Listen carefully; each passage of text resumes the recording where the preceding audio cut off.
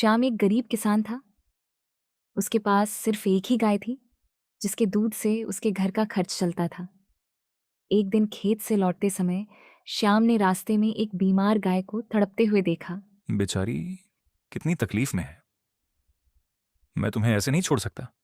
इसे छोड़ दो, ये बचने वाली नहीं है।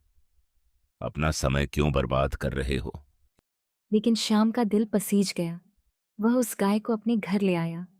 उसने दिन रात उसकी सेवा की, दवा दिलाई, समय पर खाना खिलाया और उसकी देखभाल में कोई कमी नहीं छोड़ी। कुछ दिनों बाद गांव में एक अमीर जमींदार आया।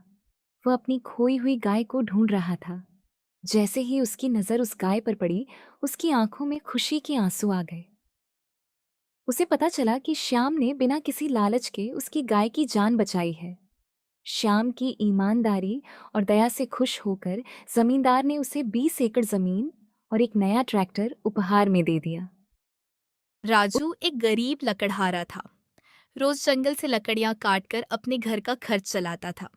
लेकिन उसकी कमाई इतनी कम थी कि मुश्किल से 2 वक्त की रोटी का इंतजाम हो पाता था। राजू, घर में बस आज की एक रोटी बची है। कल क्या होगा भगवान ही जाने।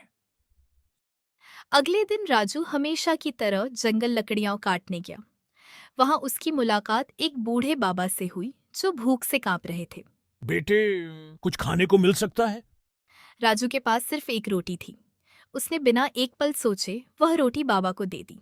हमारा दिल बहुत बड़ा है। अगले दिन जब राजू दोबारा जंगल गया तो उसे एक पुराना संदूक मिला। उसने धीरे से संदूक खोला। अंदर सोने के सिक्के थे और एक पुराना कागज था। कागज पर लिखा था, यह उस इंसान के लिए है जिसका दिल सबसे अमीर है। उस दिन के बाद राजू की गरीबी हमेशा के लिए खत्म हो गई। लेकिन उसने कभी अपनी नेक दिली और इंसानियत का साथ नहीं छोड़ा। याद रखिए, सच्ची मदद कभी बेकार नहीं जाती।